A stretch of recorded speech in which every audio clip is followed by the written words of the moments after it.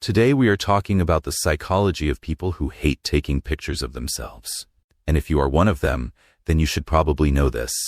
Because what you think is just a preference might actually reveal something much deeper about how your mind works. So why do some people love every photo op, while others physically cringe at the idea of a selfie? Let's start with the most common reason.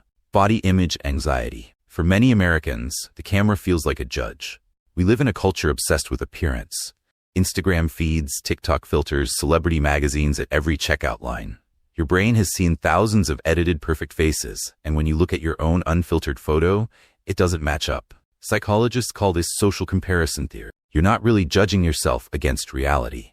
You're judging yourself against an impossible standard. So over time, avoiding photos becomes a form of self-protection. If there's no picture, there's no proof of the gap between how you want to look and how you think you look. Then there's another group, people who hate photos because they hate attention. Think about it.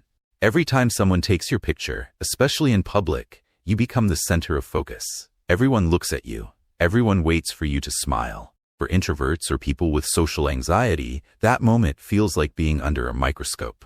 It's not about vanity. It's about vulnerability. In American culture, we're taught to be confident and outgoing, but not everyone is wired that way. So when the camera comes out, it triggers a fear response. Not because they hate how they look, but because they hate being seen. And here's where it gets deeper. Some people avoid photos because they're disconnected from their own identity. This might sound strange, but hear me out. There's a psychological concept called depersonalization, where you feel detached from yourself, like you're watching your life from the outside. For people experiencing this, seeing a photo of themselves feels weird, almost like looking at a stranger. They don't recognize the person in the image as truly them. It's unsettling, so they avoid it entirely. This is more common than you think, especially among people dealing with depression or trauma. Now let's talk about control. Some people hate photos because a photo freezes a moment they can't control. In real life, you can adjust your posture, change your expression, move around, but in a picture, you're stuck. That one angle, that 1 second. And if it's unflattering, it lives forever. Americans especially grow up with yearbooks, tagged photos on Facebook, group shots that get shared without permission. The lack of control over how you're portrayed can create deep discomfort. It's not about hating yourself. It's about hating that someone else gets to define how you're remembered. But here's the most interesting part.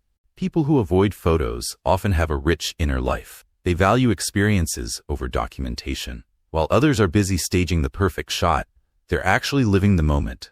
Research shows that people who constantly photograph events often remember them less vividly because their brain outsources the memory to the camera. But people who stay present without a phone in their face, they encode memories more deeply. So in a way, hating photos can be a sign of someone who values authenticity over performance. They'd rather be real than look good. Of course, this doesn't mean avoiding photos is always healthy. If it's rooted in shame or fear, that's worth exploring. But if it's simply because you don't need external proof of your existence, that's actually a form of confidence. You don't need validation from likes or comments. You know who you are without the highlight reel. So which one are you? Do you avoid the camera because you're afraid of judgment or because you've realized your worth isn't measured in pixels? Either way, understanding the why changes everything. If this video made you see yourself differently, hit subscribe because we're just getting started with the psychology that actually explains you. And if you want deeper insights, join our newsletter community where we explore the mindset shifts that change lives. Link is in the description. See you in the next one.